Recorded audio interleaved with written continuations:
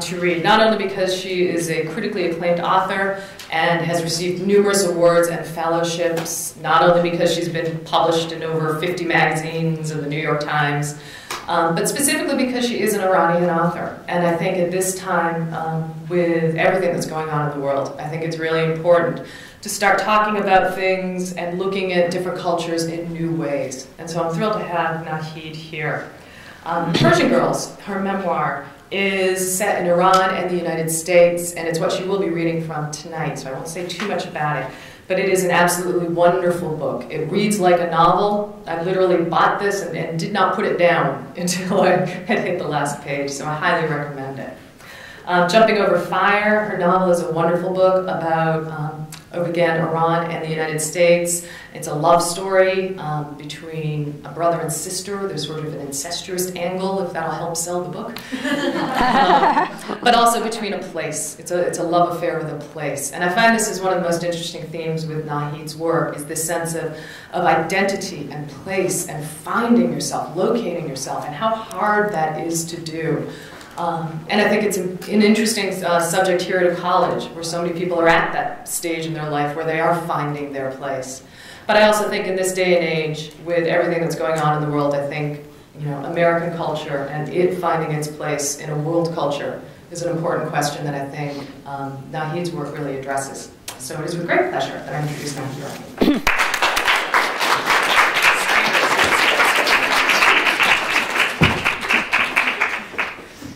Thank you so much for your introduction and also for inviting me. I've been having a great time already. Be here all afternoon. Well, I give you, since I'm going to be reading just a few fragments from Persian Girls, I give you a little bit of synopsis so you have some idea where these fragments fit in. It extends from the time of the late Shah to present day in Iran and goes back and forth between Iran and America.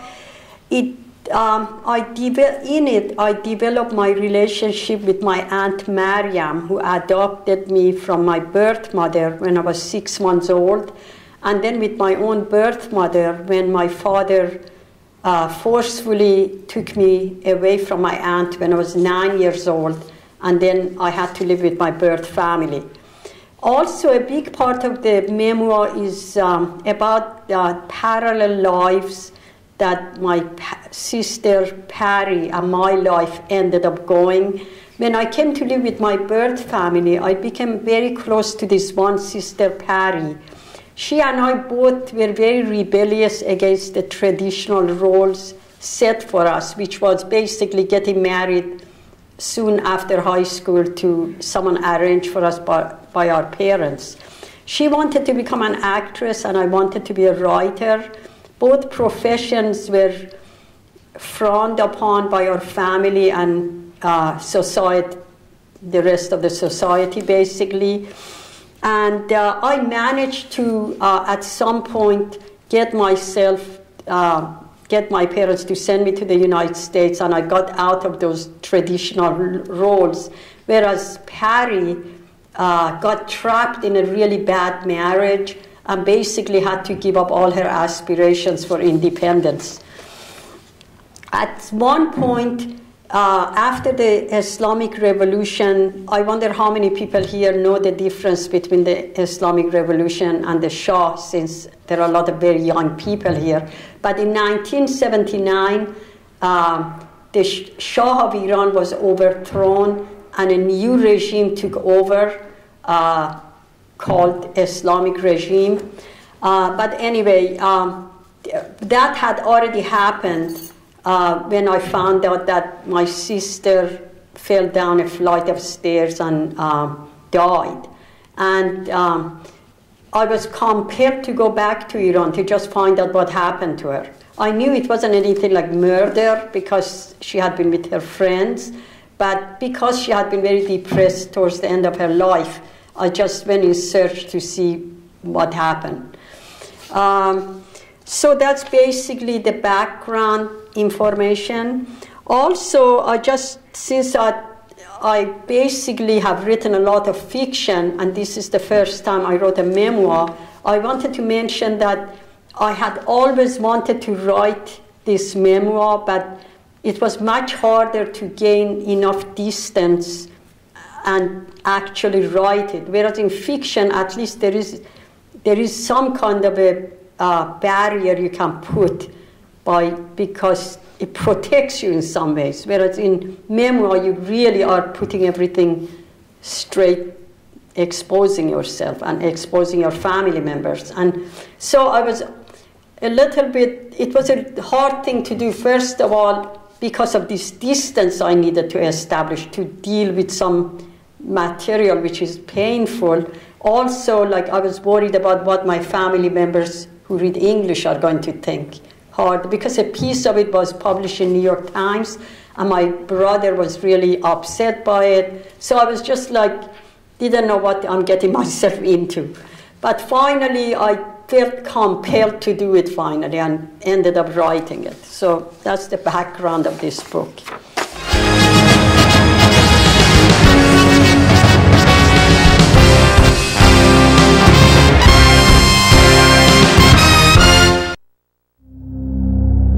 Every minute of every day, a child is born with HIV. Not enough mothers have access to AIDS treatment to prevent them passing HIV to their babies and keep themselves alive.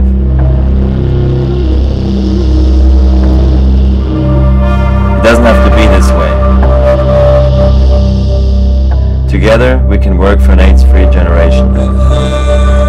Unite for children, unite against AIDS.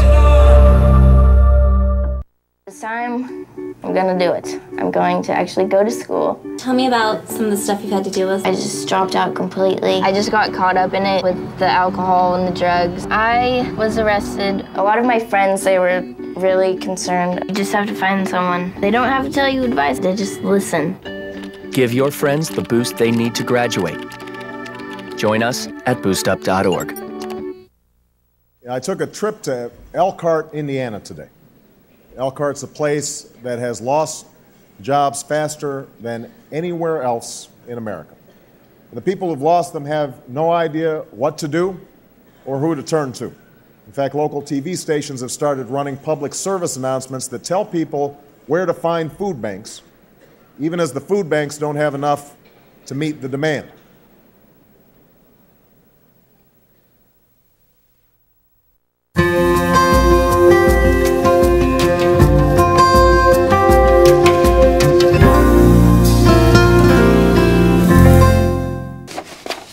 I will read a few fragments and leave it to you to ask me any questions you want. This is from when I'm still living with my Aunt Mariam, and she lives in a very conservative section of Tehran. The day began like any other day. I woke to the voice of the muazzin calling people to prayers, Allahu Akbar. After Mariam finished praying, we had our usual breakfast, sangak bread, still warm from the stone oven it was baked in, jam that Mariam made herself with pears and plums, mint-scented tea. On the way to Tehrani Elementary School, I stopped at my friend Batul's house at the mouth of the alley to pick her up. We passed the public baths and the mosques, sights visible on practically every street in the Qanat Abad neighborhood. It was a crisp, cool autumn day. The red fruit on persimmon trees on the sidewalks were glistening like jewels in sunlight. Water gargled in tubes, running alongside the streets. The tall Alborz mountains surrounding Tehran were clearly delineated in the distance. At a class recess, as I stood with Batul and a few other girls under a large maple tree in the courtyard, I noticed a man approaching us. He was thin and short, with a pock-marked face and a brush mustache. He was wearing a suit and a tie. Even from a distance, he seemed powerful. "Don't you recognize your father?" he asked as he came closer. In a flash, I recognized him, the man I had met only once when he came to Mariam's house with my birth mother on one of her visits. I was afraid of my father. a fear I had learned from Maryam. Having adopted me informally, Maryam didn't have legal right to me. Even if she did, my father would be able to claim me.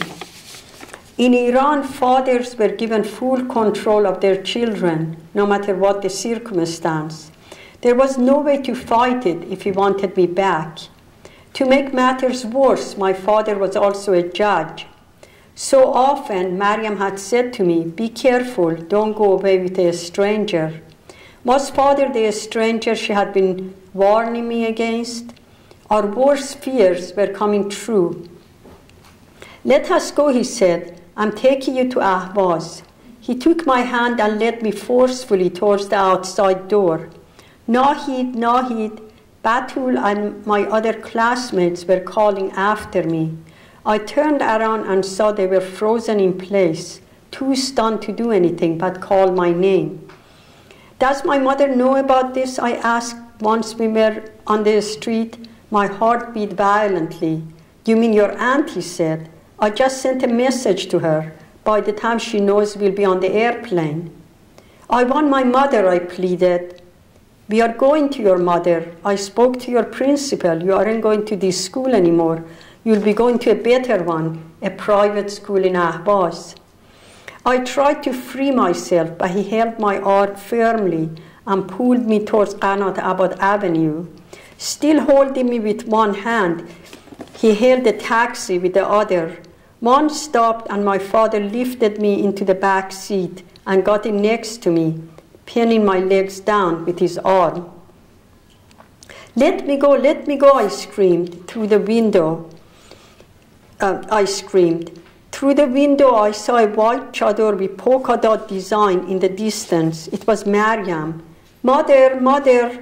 As the car approached the woman, I realized it wasn't Maryam.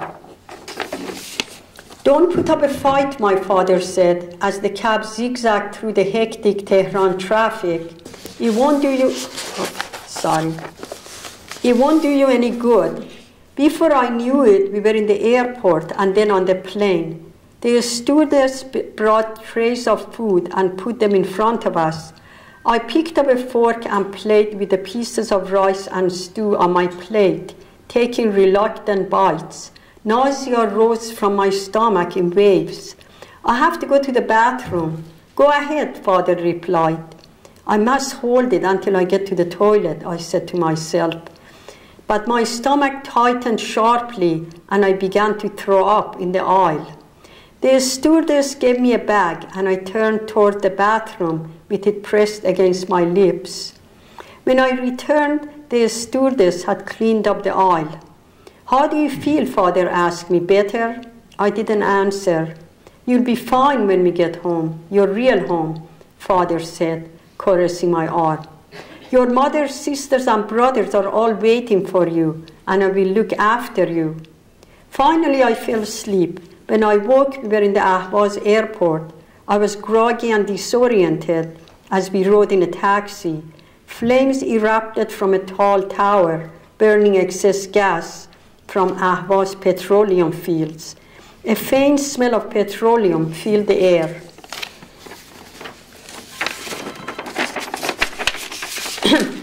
We entered the square and my father said to the driver, "Stop right here." The taxi came to a halt in front of a large modern two-story house with a wrap-around balcony and two entrances. "We are home," father announced. I felt an urge to bolt, but father, as if aware of that urge, took hold of my hand and grasping it firmly, he led me into the house. A woman was sitting in a shady corner of the courtyard, holding a glass of lemonade with ice jingling in it. She wore bright red lipstick and her hair in a permanent wave.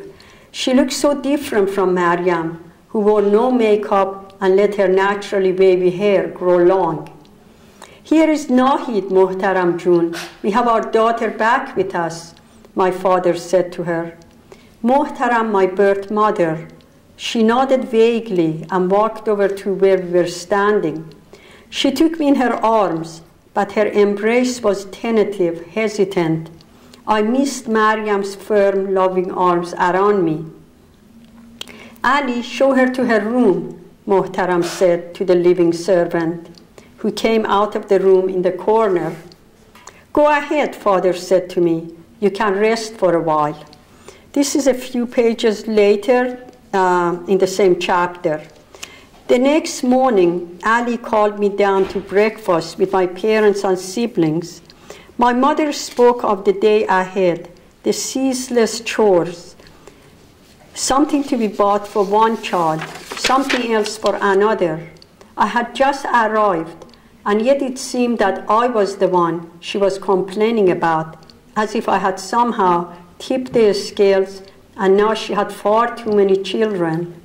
I looked to my siblings for solace, but none let their eyes rest on me, except for my sister Patty, who stared at me with curiosity, a look that would blossom into love. Now all my children are here with us, Father said, trying to pull me in, his stern face brightening.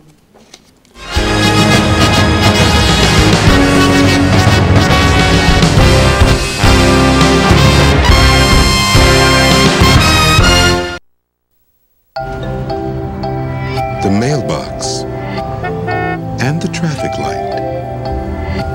Both are ideas from the minds of African Americans. Support the United Negro College Fund, because a mind is a terrible thing to waste. I'm a single mother of 2 kids. He dropped off for a whole month. I just get frustrated because in any way that I talk to him, it just doesn't go through his head. I didn't give up. There's always hope. They'll snap out of it. To help your teen graduate, call 1-877-4A-KID or go to boostup.org. In 1990, in Severn, Maryland, the daughter of a clergyman was discovered by a music industry insider while pumping gas at a service station. The odds of her getting signed and spending 11 weeks at #1 on the U.S. singles charts? 1 in 19 million. The odds of this former church choir singer going on to sell 40 million records? 1 in 15 million. The odds of the same woman winning 6 Grammy Awards and starring in 2 Broadway plays? 1 in 75 million. The odds of this musician and performer having a child diagnosed with autism? 1 in 150. I'm Toni Braxton, and I encourage you to learn the signs of autism at autismspeaks.org. Early diagnosis can make a lifetime of difference. I'm Graham Rahal, a race car driver in the Champ Car World Series. Whether I'm reaching speeds of nearly 200 miles per hour on the racetrack or driving at home on the street, I always keep my hands on the wheel. Recent studies show that most crashes and near crashes involve some form of driver distraction. Please don't text while driving. The consequences can be very serious. Keep your hands on the wheel. Join me and my fellow drivers in the Champ Car World Series by taking the pledge at handsonthewheel.org.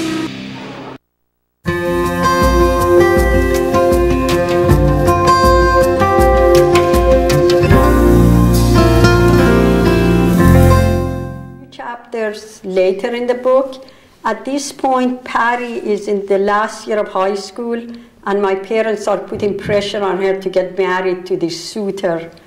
I don't know if you're aware of the fact that in Iran, the majority of marriages are arranged by parents because they think, the concept is that you're supposed to always please the whole family, that you can't just go for your own personal, individual choices, but you're supposed to be part of a group. And so this is my sister Patty's section about my parents trying to get her married. It was Friday, the Sabbath in Iran. I found Patty in her room, getting dressed, putting on a blue dress and gold jewelry. A suitor is here himself with his sister, she said. Mother and father made me dress up. They're going to call me in to meet them. I saw him going into the salon. He looks really tense. You want to see what he looks like? We crept slowly to the salon and took turns peeking through the large keyhole. Our parents were sitting on the maroon velvet sofa. The suitor and his sister occupied the two dark blue matching armchairs. "Look how his ears stick out," Patty whispered. Everything he did, all his gestures seemed comic as I saw him through Patty's eyes. We crept back to Patty's room as we couldn't hold back laughter. Moments later, Father came to her door. "Come with me," he said. Patty followed him.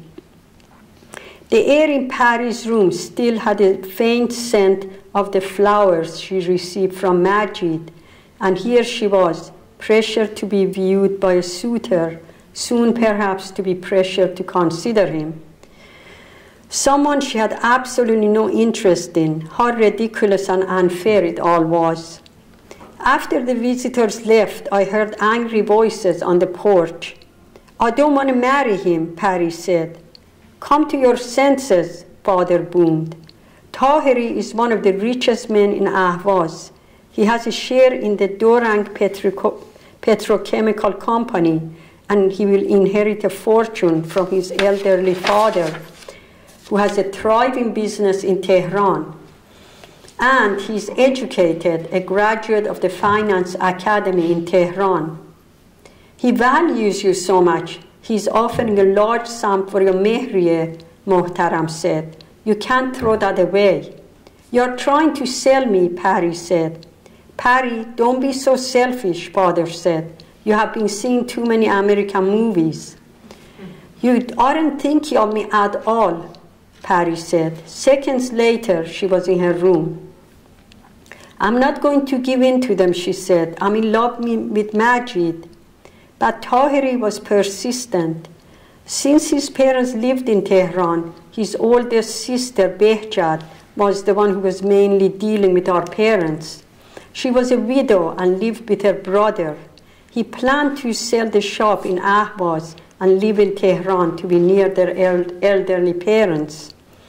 One afternoon when Behjad was sitting with Mohtaram in the salon, Patty and I went to the big keyhole again, looking in and listening. "My brother is an open-minded man," she was telling Mohtaram. "He doesn't want a Chadori wife. He doesn't even like me to wear this headscarf. He wants a wife who can dress well like your daughter. When he first saw your daughter on the way to school, he knew immediately she is the one for him." Mohtaram came to Patty after Behjad left, and they had the same argument as before, with Patty refusing to give in to the marriage proposal. Behjad visited a few days later, and Patty and I again took our spot by the hole. This time Father was there with Behjad and Mohtaram. "My brother is threatening suicide," Behjad said urgently. "He said if your daughter doesn't consent, he would rather be dead. Tahiri has a romantic soul." "I admit my daughter is headstrong," Father said. "Bear with her. She will come to her senses." I felt anxiety in the bottom of my stomach from all the tension building up around Patty. "Patty," Father called from behind the door. I sat there wondering what was going to happen. Is Patty going to keep arguing until Father and Mohtaram give up? Father kept telling me Tahiri is too good a catch, Patty said when she came back into the room. Why can't they listen to me? My emotions are all tangled up with Majid. You know what Miss Partovi says, that a good actress should be able to present characters so that all different aspects of them come together in a coherent way. I want that for myself, but I feel so fragmented under all the pressure. What Patty just said only added to my trepidation. It was as if she had turned into a delicate vase that might suddenly break into pieces.